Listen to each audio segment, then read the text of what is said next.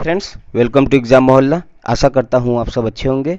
Friends, आज की इस वीडियो में हम उत्तर प्रदेश का सामान्य परिचय देखेंगे। सेशन बहुत ही इंपॉर्टेंट होने वाला है। वीडियो में आप लास्ट तक जरूर बने रहिएगा। अगर आप यूपी के किसी भी एग्ज़ाम की तैयारी कर रहे हैं, चाहे यूपी पुलिस की हो, यूपी लेखपाल की हो, जूनियर असिस्टेंट्स की हो या किसी भी एग्ज़ाम की हो यूपी के, यह वीडियो बहुत ही इंपॉर्टेंट होने वाली है।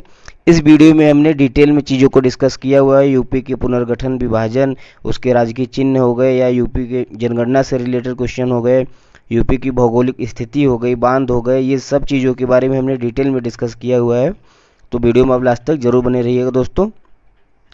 चलिए शुरू करते हैं।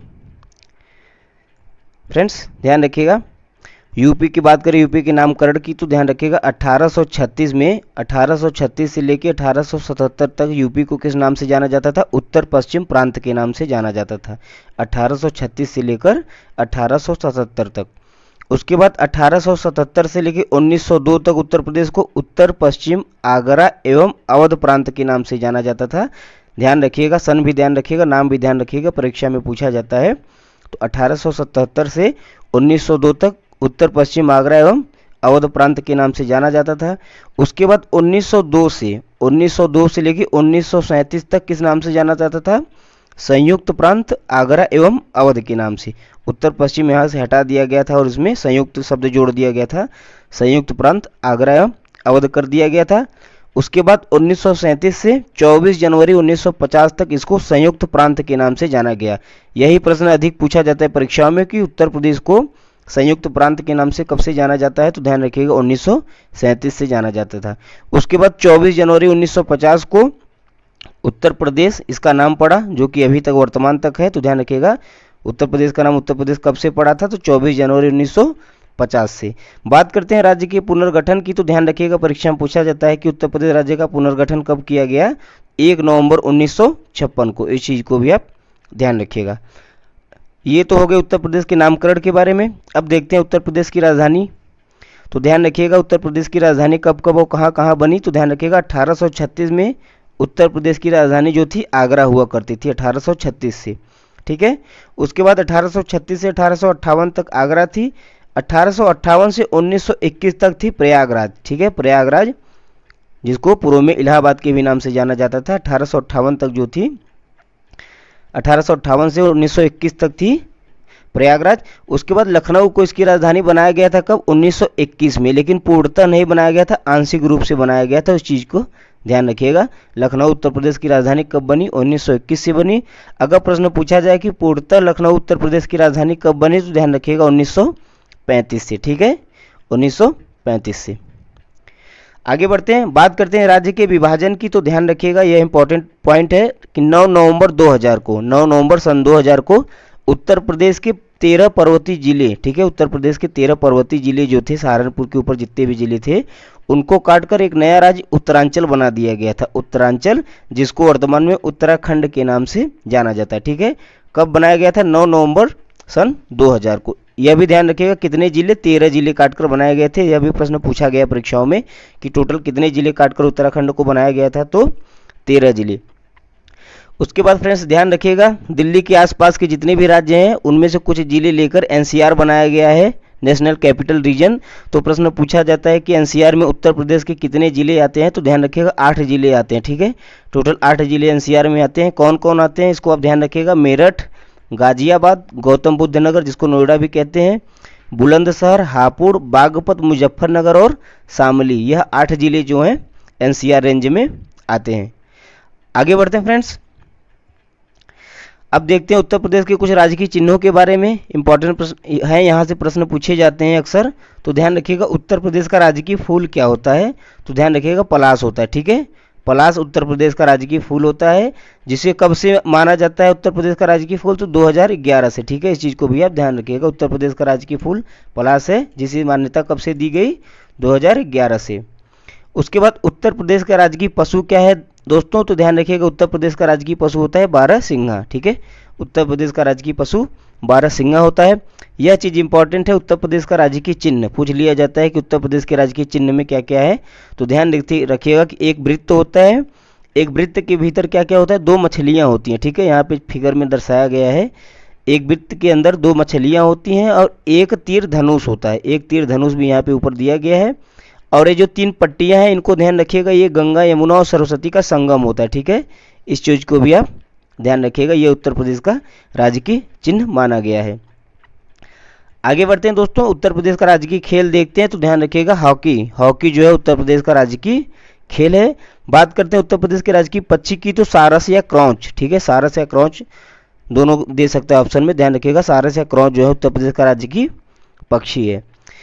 बात करें उत्तर प्रदेश के राजकीय वृक्ष की, तो अशोक का वृक्ष जो होता है उत्तर प्रदेश का राजकीय वृक्ष होता है। यह सभी फैक्ट इंपॉर्टेंट है, इनको आप अच्छे से देखिएगा।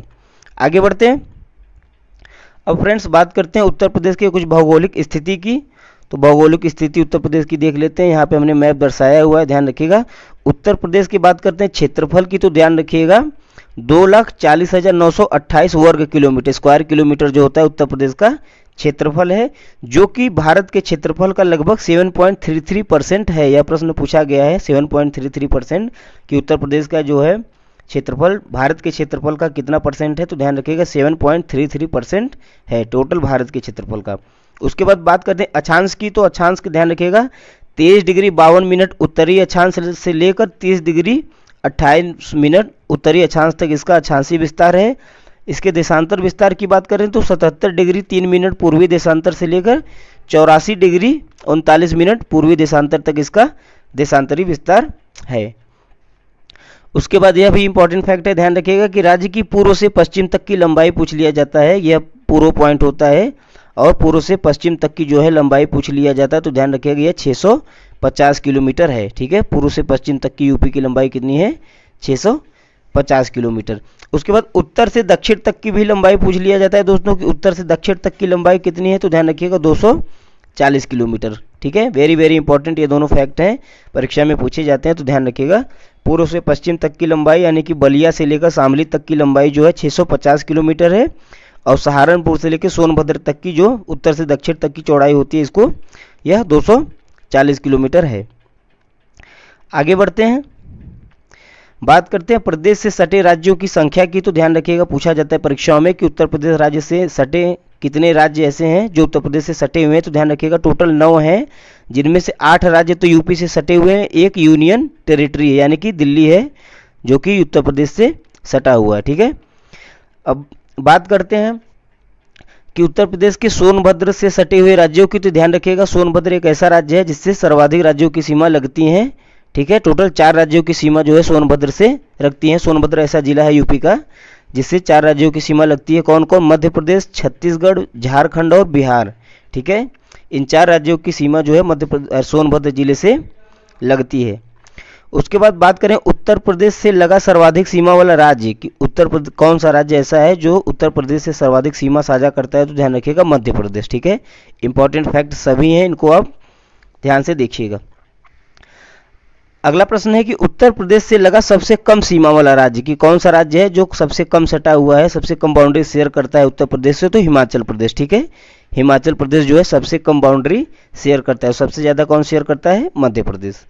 आगे बढ़ते हैं, बात करते हैं फ्रेंड्स उत्तर प्रदेश के सबसे पूर्वी जिला की, तो सबसे पूर्वी जिला पूछ लिया जाता है, तो ध्यान रखिएगा बलिया सबसे पूर्वी जिला होता है। मैप में यहाँ पे दर्शाया गया है, हमने देखिए पॉइंट आउट कर दिया है, यहाँ पे बलिया पड़ता है जो कि राज्य का सबसे पूर्वी जिला है।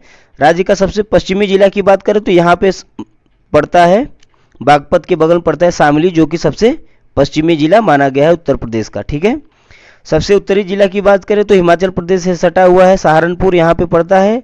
उसके बाद सबसे दक्षिणी जिला की बात करें तो सोनभद्र जो है सबसे दक्षिणी जिला यहाँ पे पड़ता है, जो कि 4 राज्यों से सटा हुआ है। बात करते हैं कि उत्तर प्रदेश का सबसे बड़ा जिला कौन सा है क्षेत्रफल के हिसाब से, तो ध्यान रखिएगा लखीमपुर खीरी, ठीक है। लखीमपुर खीरी जो है क्षेत्रफल के हिसाब से सबसे बड़ा उत्तर प्रदेश का जिला है, जिसका 7,680 स्क्वायर किलोमीटर एरिया है, ठीक है। इस चीज़ को भी आप ध्यान रखिएगा, इंपॉर्टेंट फैक्ट है।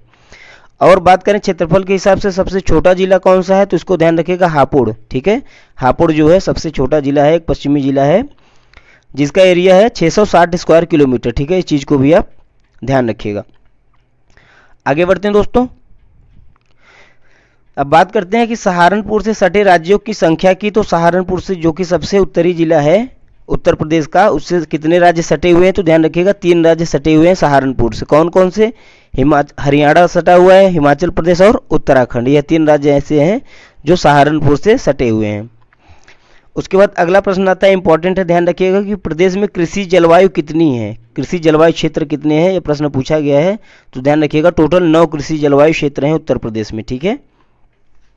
बात करें प्रदेश में प्रवाहित होने वाली प्रमुख नदियों की, तो हम सबको पता है गंगा, यमुना, रामगंगा, गोमती और घाघरा जो है प्रमुख नदियां हैं जो कि यूपी में प्रवाहित होती हैं। अगला प्रश्न है कि यूपी में सबसे बड़ी नहर प्रणाली कौन सी है, तो सबसे बड़ी नहर प्रणाली कौन सी है? शारदा नहर, ठीक है। इस फैक्ट को भी आप ध्यान रखिएगा। अगला प्रश्न और भी इंपॉर्टेंट है दोस्तों, ध्यान रखिएगा कि मध्य प्रदेश से 3 तरफ से घिरा हुआ उत्तर प्रदेश का एकमात्र जिला कौन सा है जो कि मध्य प्रदेश से तीनों तरफ से घिरा हुआ है? तो ध्यान रखिएगा ललितपुर, ठीक है। ललितपुर जो है मध्य प्रदेश से 3 तरफ से घिरा हुआ जिला है। आगे बढ़ते हैं। यह चार्ट बहुत ही इंपॉर्टेंट है दोस्तों, इसको आप बहुत ही ध्यान से देखिएगा, यहाँ से प्रश्न अक्सर पूछे जाते हैं। तो ध्यान रखिएगा कि उत्तर प्रदेश के कितने ऐसे जिले हैं और किन किन राज्यों से सटे हुए हैं, उस चीज़ को इसमें बताया गया है। तो सबसे सर्वाधिक बाउंड्री शेयर करता है उत्तर प्रदेश किसके साथ? मध्य प्रदेश के साथ, ठीक है। टोटल 11 जिले ऐसे हैं यूपी के जो मध्य प्रदेश के साथ बाउंड्री शेयर करते हैं, 11 जिले, ठीक है। यही सबसे इंपॉर्टेंट फैक्ट हो जाता है। कौन कौन से जिले हैं? आगरा है, इटावा है, जालौन है, झांसी है, ललितपुर है, महोबा, बांदा, चित्रकूट, प्रयागराज, मिर्जापुर और सोनभद्र, ठीक है। ये 11 जिले ऐसे हैं जो मध्य प्रदेश के साथ बाउंड्री साझा करते हैं। इनके नाम भी आप ध्यान रखिएगा, परीक्षाओं में पूछ लिया जाता है, ऑप्शन देके तो एलिमिनेट करना होता है, तो इसको आप ध्यान रखिएगा। उसके बाद बात करते हैं बिहार राज्य की, तो बिहार राज्य के साथ कितने जिले यूपी के लगते हैं? तो ध्यान रखिएगा 7 जिले टोटल यूपी के बिहार के साथ लगते हैं, ठीक है। 7 बिहार के साथ और 7 उत्तराखंड के साथ लगते हैं, इन दोनों को साथ में याद रखिएगा। बिहार के साथ कौन कौन से लगते हैं? सोनभद्र तो लगता ही है, सोनभद्र के बगल में ही है चंदौली, वह भी लगता है, गाजीपुर लगता है, बलिया लगता है, देवरिया लगता है, कुशीनगर लगता है और महाराजगंज लगता है। ध्यान रखिएगा मिर्जापुर की बाउंड्री जो है बिहार के साथ नहीं लगती है, ठीक है। उसके बाद उत्तराखंड की बात करते हैं, तो उत्तराखंड से भी 7 जिले यूपी के लगते हैं। सहारनपुर लगता है, मुजफ्फरनगर लगता है, बिजनौर लगता है, मुरादाबाद, रामपुर, बरेली और पीलीभीत, ठीक है। यह 7 जिले ऐसे हैं जो उत्तराखंड के साथ बाउंड्री साझा करते हैं। उसके बाद फ्रेंड हरियाणा आता है, तो हरियाणा के साथ कितने जिले लगते हैं? 6 जिले लगते हैं, ठीक है। हरियाणा के साथ कितने जिले लगते हैं? 6 जिले लगते हैं। सहारनपुर, शामली, बागपत, गौतम बुद्ध नगर, अलीगढ़ और मथुरा, ठीक है। ध्यान रखिएगा गाजियाबाद जो है हरियाणा के साथ बाउंड्री शेयर नहीं करता है, ठीक है। तो ये ऑप्शन में दे दिया जाता है, तो बच्चे अक्सर कंफ्यूज होते हैं कि गौतम बुद्ध नगर और गाजियाबाद दोनों जो है हरियाणा के साथ बाउंड्री शेयर करते हैं, ऐसा नहीं है। उसके बाद अगला आता है दिल्ली, ठीक है। दिल्ली जो कि केंद्र शासित प्रदेश है, तो दिल्ली के साथ कितने जिले बाउंड्री साझा करते हैं? 3 करते हैं। कौन कौन से करते हैं? ध्यान रखिएगा बागपत करता है, गाजियाबाद करता है और गौतम बुद्ध नगर करता है, ठीक है। यह तीनों जिले जो हैं दिल्ली के साथ बाउंड्री शेयर करते हैं। उसके बाद राजस्थान के साथ केवल 2 जिले हैं जो बाउंड्री शेयर करते हैं दोस्तों, आगरा और मथुरा। इस चीज़ को आप बहुत ही अच्छे से ध्यान रखिएगा कि यूपी के बस 2 जिले हैं, आगरा और मथुरा, जो राजस्थान के साथ बाउंड्री साझा करते हैं और कोई जिला नहीं करता है। उसके बाद ये 3 राज्य ऐसे हैं जिनके साथ यूपी के एक जिले बाउंड्री साझा करते हैं। जैसे छत्तीसगढ़ के साथ बस सोनभद्र बाउंड्री साझा करता है, झारखंड के साथ भी बस सोनभद्र करता है और हिमाचल प्रदेश के साथ बस सहारनपुर करता है, ठीक है। उसके बाद नेपाल एक एकमात्र ऐसा देश है जिसके साथ यूपी के 7 जो है जिले बाउंड्री साझा करते हैं। तो यह भी प्रश्न पूछा जाता है कि वह कौन सा देश है जिसके साथ उत्तर प्रदेश बाउंड्री साझा करता है, तो नेपाल, ध्यान रखिएगा। बात करते हैं नेपाल से कौन कौन से जिले सटे हुए हैं, तो महाराजगंज, सिद्धार्थनगर, बलरामपुर, श्रावस्ती, बहराइच, लखीमपुर खीरी और पीलीभीत, ठीक है। यह जिले 7 ऐसे हैं जो नेपाल के साथ बाउंड्री साझा करते हैं। तो इस चार्ट को हमने आपको बता दिया है, इसको आप अच्छे से ध्यान रखिएगा। मध्य प्रदेश को ध्यान रखिएगा, दिल्ली को ध्यान रखिएगा, राजस्थान को, नेपाल को, यहाँ से प्रश्न पूछा जाता है। आगे बढ़ते हैं। अब बात करते हैं उत्तर प्रदेश की सीटों के बारे में। तो ध्यान रखिएगा उत्तर प्रदेश में विधान परिषद की टोटल कितनी सीटें दी गई हैं, तो टोटल 100 सीटें उत्तर प्रदेश की विधान परिषद में हैं, ठीक है। और लोकसभा में टोटल कितनी सीटें हैं, तो लोकसभा में हाल ही में लोकसभा के चुनाव हुए थे, तो लोकसभा की सीटें कितनी आपको पता होना चाहिए। टोटल यूपी में 80 सीटें लोकसभा की दी गई हैं। बात करते हैं यूपी में राज्यसभा की सीटों की, तो राज्यसभा की टोटल 31 सीटें दी गई हैं यूपी में, ठीक है। बात करते हैं दोस्तों विधानसभा के सदस्यों की संख्या की, तो टोटल 403 सीटें हैं विधानसभा में, ठीक है। विधान परिषद में 100 सीटें हैं और विधानसभा में 403 सीटें हैं। यह प्रश्न पूछा जाता है कि उत्तर प्रदेश में विधान परिषद की स्थापना कब की गई, तो ध्यान रखिएगा 1921 में। वेरी वेरी इंपॉर्टेंट फैक्ट है यह कि उत्तर प्रदेश में विधान परिषद की स्थापना कब हुई, तो 1921 में हुई थी। उसके बाद अगला पॉइंट देखिए दोस्तों, यह भी इंपॉर्टेंट है कि उत्तर प्रदेश में के विधानसभा में जिसमें 403 सीटें हैं उसमें से एससी और एसटी के लिए कितनी सीटें आरक्षित की गई हैं। यह प्रश्न कई बार परीक्षाओं में पूछा गया है। तो ध्यान रखिएगा कि विधानसभा में 85 सीटें जो हैं एससी के लिए आरक्षित की गई हैं और 2 सीटें जो हैं एसटी के लिए आरक्षित की गई हैं। ठीक है, इस चीज़ को आप ध्यान रखिएगा। आगे बढ़ते हैं। अगला है कि उत्तर प्रदेश में सबसे कम विधानसभा वाले जिले कितने हैं। ठीक है, सबसे कम विधानसभा सीटें कितने जिलों में है, तो ध्यान रखिएगा 3 ऐसे जिले हैं, महोबा, चित्रकूट और श्रावस्ती, जिनमें विधानसभा की 2-2 सीटें हैं। ठीक है, बात करें सर्वाधिक विधानसभा सीटों की, तो ध्यान रखिएगा इलाहाबाद, जिसे अब प्रयागराज के नाम से जाना जाता है, इलाहाबाद में सर्वाधिक विधानसभा सीटें हैं। टोटल 12 सीटें इलाहाबाद में विधानसभा की देखने को मिलती हैं। उसके बाद दोस्तों विधानसभा में तो हमने बता दिया कि कितनी सीटें आरक्षित होती हैं, लेकिन लोकसभा में भी कितनी सीटें आरक्षित होती हैं प्रश्न पूछा जाता है एससी एसटी के लिए। तो ध्यान रखिएगा लोकसभा में एससी के लिए टोटल 17 सीटें आरक्षित की गई हैं, लेकिन एसटी के लिए एक भी सीटें आरक्षित नहीं की गई हैं। तो इस फैक्ट को भी आप ध्यान रखिएगा। अगला प्रश्न है दोस्तों कि उत्तर प्रदेश में पंचायतों में जो पंचायती चुनाव होते हैं उसमें महिलाओं का आरक्षण कुल कितना होता है, कितना दिया गया है। तो ध्यान रखिएगा कि जितने भी सीटें होती हैं उसका 1/3 यानी कि 33% सीटें जो हैं पंचायती चुनावों में महिलाओं के लिए आरक्षित की जाती हैं। यह भी फैक्ट बहुत ही इंपॉर्टेंट है, पूछा जाता है परीक्षाओं में। उसके बाद अगला है, हमने आपको बता ही दिया था कि यूपी में जो है 13 पर्वतीय जिले काटकर 9 नवंबर 2000 को उत्तराखंड बनाया गया था। तो टोटल कितने जिले काटे गए थे प्रश्न पूछा जाता है, तो 13 जिले काटे गए थे। इस चीज़ को आप ध्यान रखिएगा। आगे बढ़ते हैं, बात करते हैं जनगणना 2011 की। अभी हाल ही में नई जनगणना तो हुई नहीं है, तो 2011 की जनगणना से प्रश्न पूछे जाते हैं यूपी में, तो यहाँ से ध्यान रखिएगा दोस्तों। बात करें यूपी की कुल जनसंख्या की 2011 की जनगणना के अनुसार, तो ध्यान रखिएगा 19,98,12,341। ठीक है, डेटा याद रखिएगा, डेटा आप एक बार देख लेंगे तो परीक्षा में कर ले जाएंगे। ठीक है, यह यूपी की कुल जनसंख्या थी जो कि देश की कुल जनसंख्या का 16.51% था। यह पूछा जाता है, तो ध्यान रखिएगा इसको। डेटा एग्जैक्ट डेटा नहीं पूछा जाएगा, लेकिन परसेंटेज पूछ लिया जाता है कि उत्तर प्रदेश की जनसंख्या टोटल देश की जनसंख्या की कितनी थी, कितने परसेंट थी। तो ध्यान रखिएगा 16.51% थी। बात करते हैं राज्य की कुल जनसंख्या में पुरुषों का कितना परसेंट था। टोटल जितनी जनसंख्या थी 19,98,12,341, इसमें पुरुषों की कितनी थी, तो ध्यान रखिएगा 52.29% जो थी पुरुषों की जनसंख्या थी। महिलाओं की बात करें तो 47.71% महिलाओं की जनसंख्या थी। उसके बाद दोस्तों ग्रामीण जनसंख्या भी पूछ लिया जाता है, तो ग्रामीण जनसंख्या ध्यान रखिएगा 77.73% यूपी में ग्रामीण लोग निवास करते हैं 2011 की जनगणना के अनुसार, और नगरीय निवास करते हैं कितने, 22.27%। ठीक है, यह डेटा भी इंपॉर्टेंट है, इसको आप ध्यान रखिएगा। उसके बाद बात करें सर्वाधिक जनसंख्या वाले जिलों की। ठीक है, मोस्ट इंपॉर्टेंट है, ध्यान रखिएगा कि उत्तर प्रदेश में सर्वाधिक जनसंख्या वाले जिले कौन कौन से हैं। तो सबसे पहले नंबर पर आता है प्रयागराज। प्रयागराज जो है सर्वाधिक जनसंख्या वाला जिला था। उसके बाद मुरादाबाद, फिर आता है गाजियाबाद। बात करते हैं न्यूनतम जनसंख्या वाले जिलों की, तो महोबा जो था सबसे कम जनसंख्या वाला जिला था। इस चीज़ को आप ध्यान रखिएगा। महोबा के बाद चित्रकूट और हमीरपुर आते हैं। ठीक है, कम से कम स्टार्टिंग के 3 तो आप याद रखिएगा, ऑप्शन एलिमिनेट करने में आसानी होती है। आगे बढ़ते हैं, बात करते हैं उत्तर प्रदेश की जनसंख्या घनत्व पॉपुलेशन डेंसिटी की। तो यह प्रश्न पूछा जाता है कई बार परीक्षाओं में, स्टार मार्क कर लीजिएगा कि उत्तर प्रदेश का जनसंख्या घनत्व तो कितना है, तो 829 व्यक्ति प्रति स्क्वायर किलोमीटर। ठीक है, 829 व्यक्ति प्रति स्क्वायर किलोमीटर उत्तर प्रदेश का जनसंख्या घनत्व था। अगला प्रश्न है कि 2001 से लेकर 11 तक के दौरान जनसंख्या घनत्व में कितनी वृद्धि हुई। ठीक है, कितनी वृद्धि हुई, तो ध्यान रखिएगा 139 व्यक्ति प्रति स्क्वायर किलोमीटर की वृद्धि हुई थी 2001 से लेकर 2011 की जनगणना के बीच में। उसके बाद देखिए अगला प्रश्न है कि सर्वाधिक जनसंख्या घनत्व वाले जिले कौन कौन से हैं, घटते हुए क्रम में बताना है। तो सर्वाधिक जनसंख्या घनत्व वाले जिले कौन से हैं, गाजियाबाद पहले नंबर पे आता है जनसंख्या घनत्व के मामले में। उसके बाद वाराणसी आता है, फिर आता है लखनऊ। ठीक है, न्यूनतम जनसंख्या घनत्व की बात करें तो ललितपुर में सबसे कम जनसंख्या घनत्व देखने को मिला था 2011 में। उसके बाद सोनभद्र में, फिर हमीरपुर में। इस डेटा को आप ध्यान रखिएगा दोस्तों।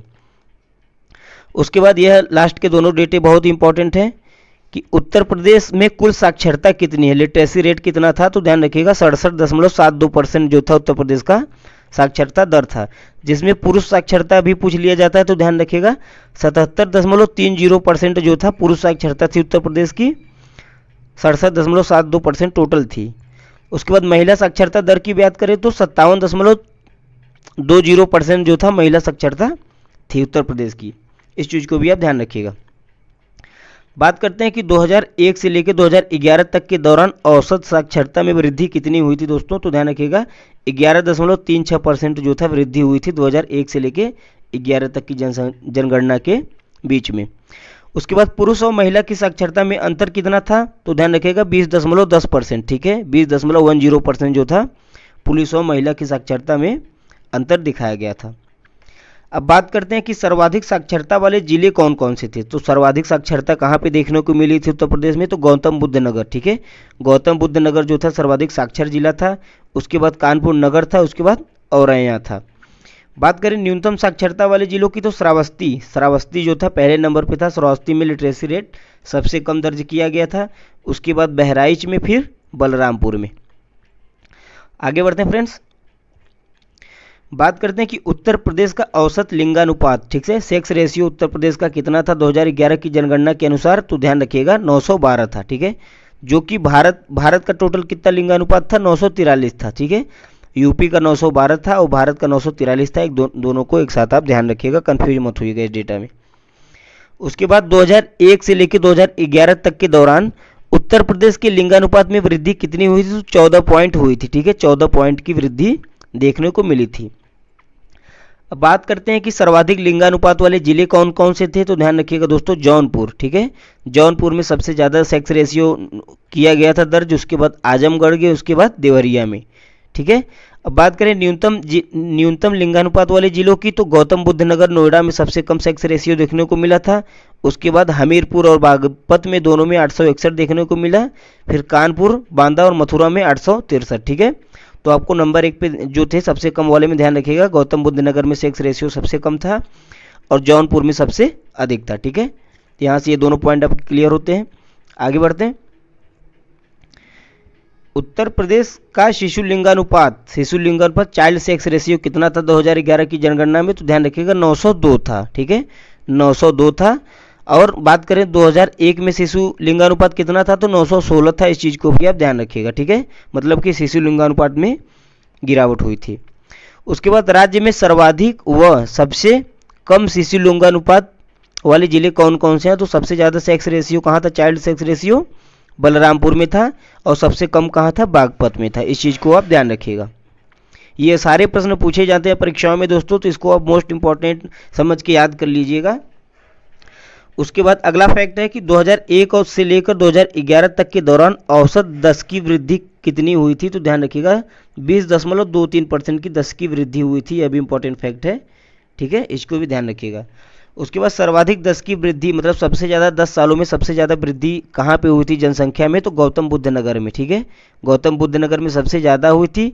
सबसे कम की बात करें तो कानपुर में, कानपुर नगर में सबसे कम 10 की वृद्धि देखने को मिली थी।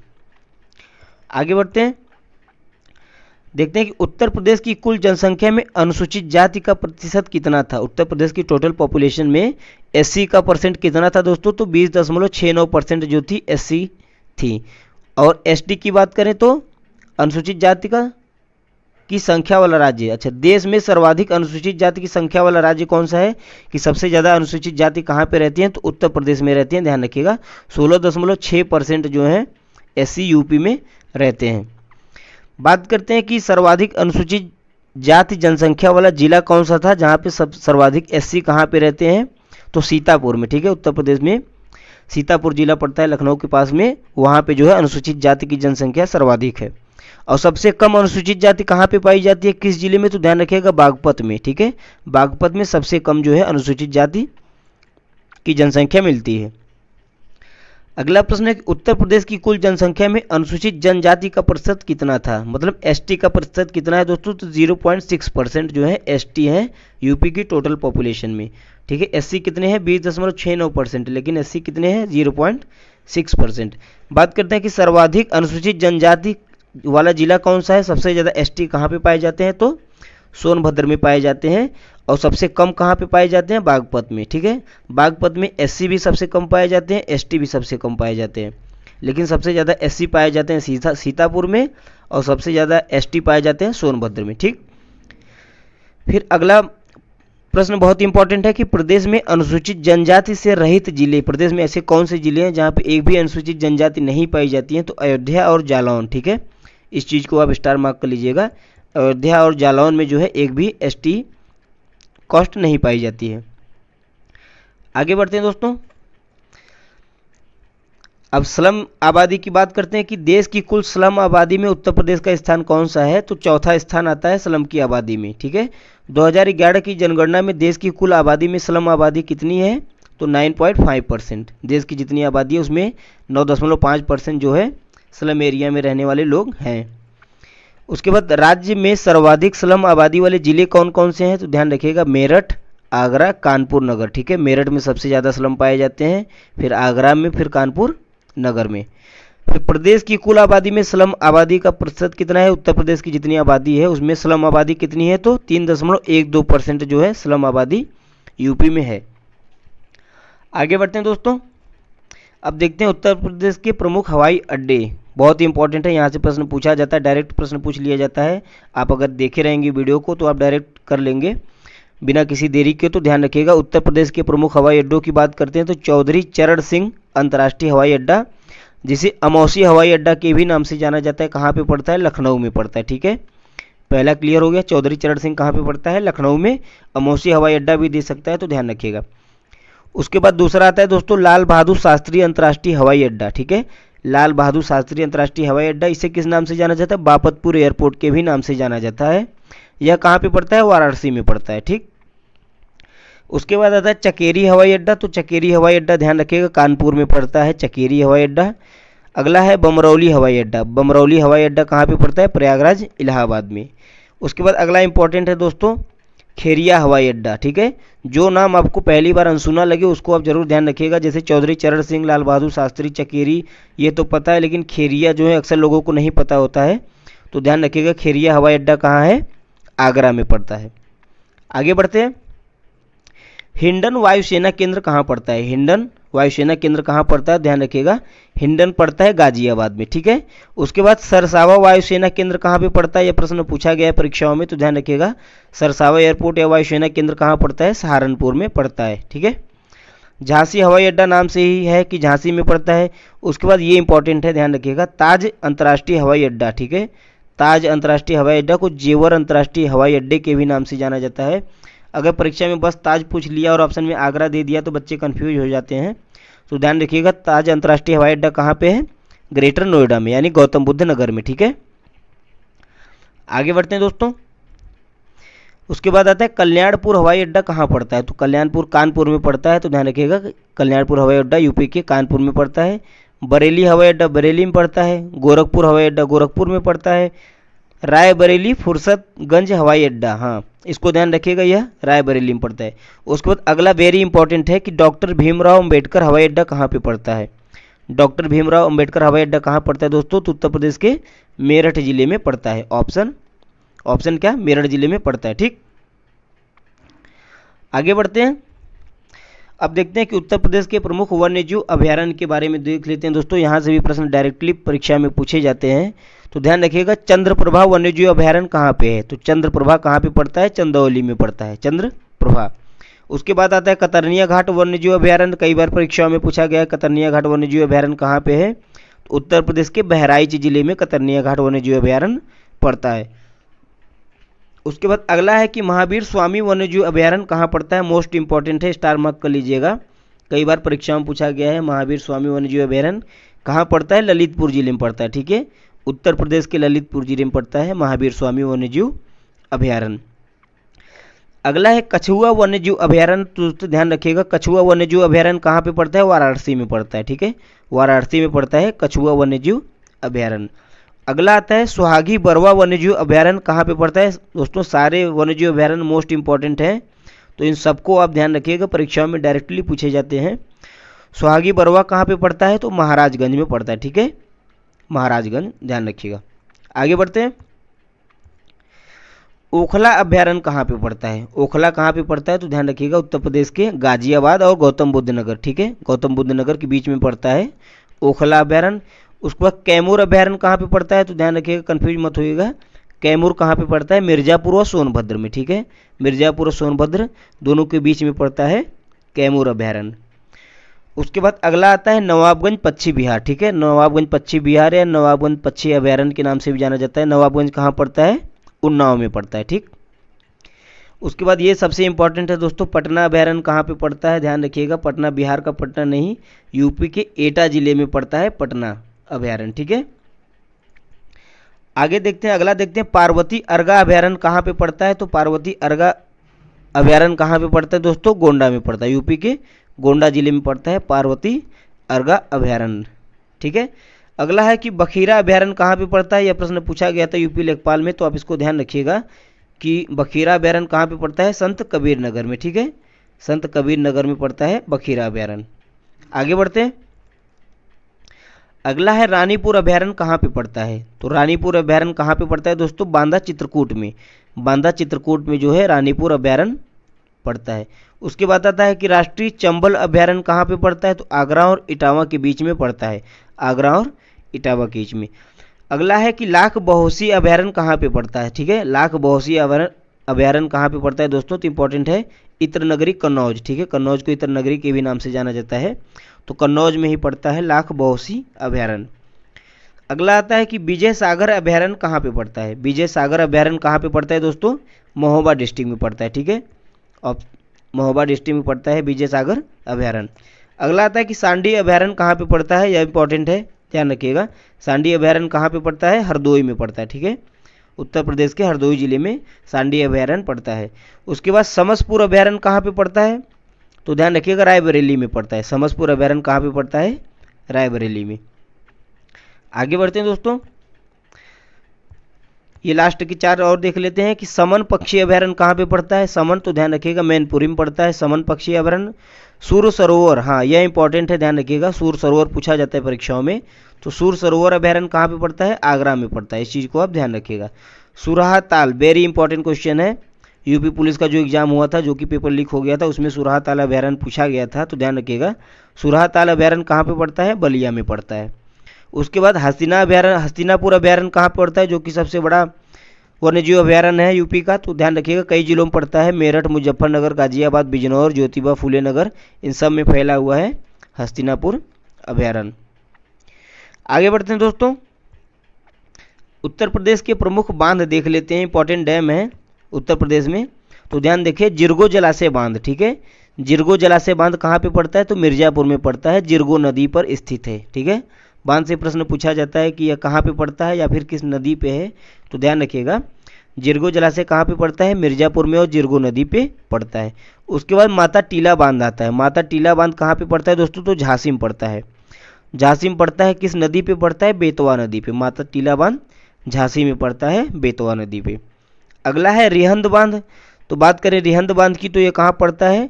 तो पिपरी सोनभद्र में, ठीक है, पिपरी सोनभद्र में पड़ता है, और किस नदी पे है? तो रिहंद नदी पर ही बनाया गया है रिहंद बांध, ठीक है, रिहंद डैम कहाँ पड़ता है? सोनभद्र में पड़ता है।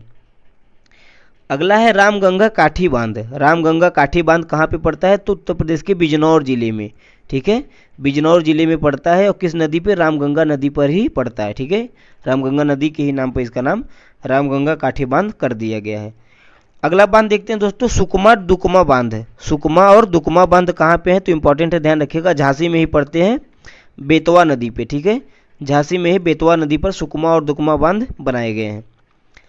आगे बढ़ते हैं, परीक्षा बांध, ठीक है, इंपॉर्टेंट है, ध्यान रखिएगा कि परीक्षा बांध कहाँ पे है? तो झांसी में ही बनाया गया है, बेतवा नदी पर यह भी बांध है, परीक्षा बांध झांसी में पड़ता है। अगला है राजघाट बांध, राजघाट बांध कहाँ पे है दोस्तों? ललितपुर में है, किस नदी पे बनाया गया है? बेतवा नदी पे कई बांध बनाए गए हैं, इन सबको आप ध्यान रखिएगा, तो राजघाट बांध कहाँ पे हो जाएगा? बेतवा नदी में, ठीक है। अगला है बाण सागर बांध, तो बाण सागर बांध ध्यान रखिएगा शहडोल, जो कि मध्य प्रदेश में पड़ता है, और सोन नदी पे बनाया गया है बाण सागर बांध। अगला है गोविंद सागर बांध, इंपॉर्टेंट है, ध्यान रखिएगा। गोविंद सागर बांध कहाँ पे पड़ता है? ललितपुर में पड़ता है। और किस नदी पे पड़ता है यह पूछा गया था एक बार परीक्षा में, तो शहजाद नदी पे, ठीक है। गोविंद सागर बांध किस नदी पे पड़ता है? शहजाद नदी पे। कहाँ पे? ललितपुर में। चंद्रप्रभा बांध कहाँ पे? चंदौली में। चंद्रप्रभा नदी पे हमने बताया आपको, ध्यान रखिएगा। चंद्रप्रभा बांध कहाँ पड़ता है? चंदौली में। उसके बाद आता है मोहदा बांध। मोहदा बांध कहाँ पे पड़ता है दोस्तों? हमीरपुर में, ठीक है।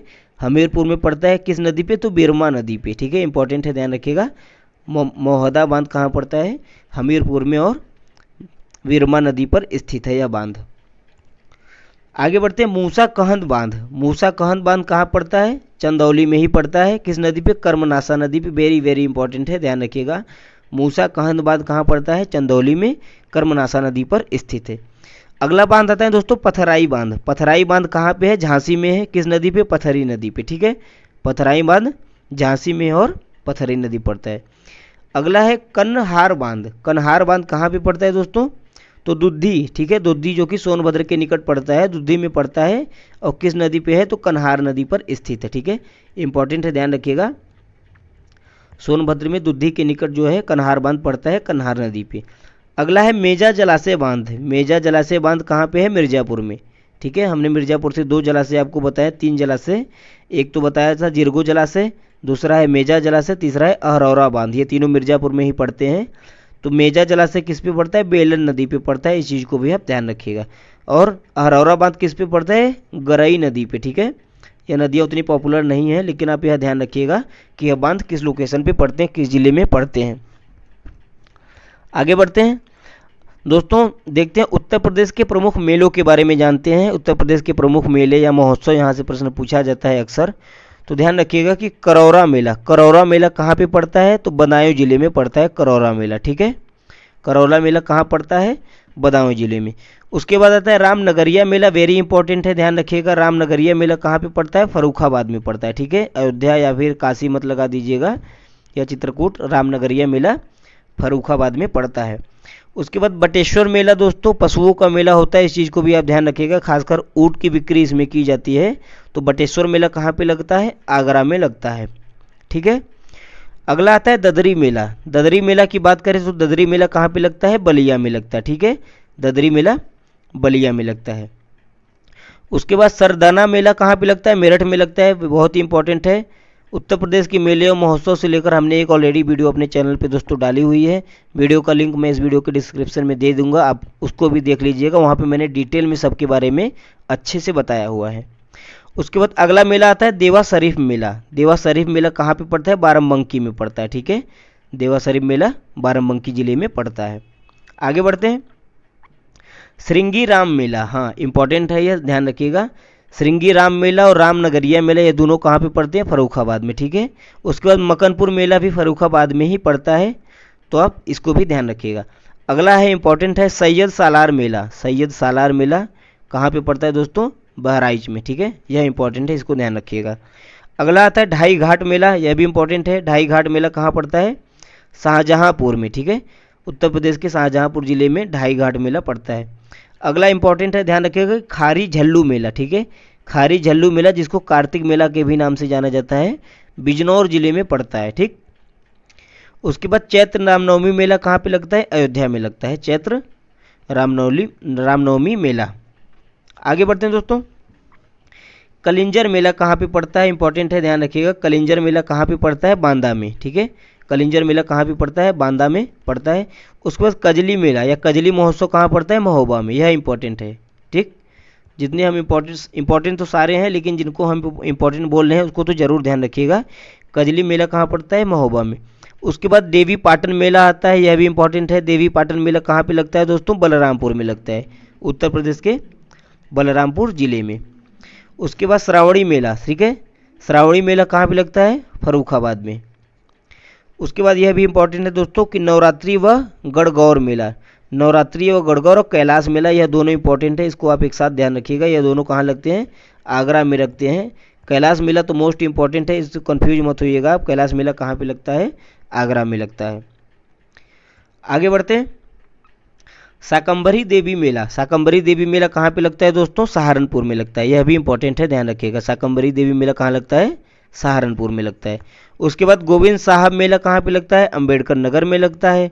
खिचड़ी मेला, यह भी इंपॉर्टेंट है, ध्यान रखिएगा। खिचड़ी मेला मकर संक्रांति के उपलक्ष्य में लगता है, कहाँ पे?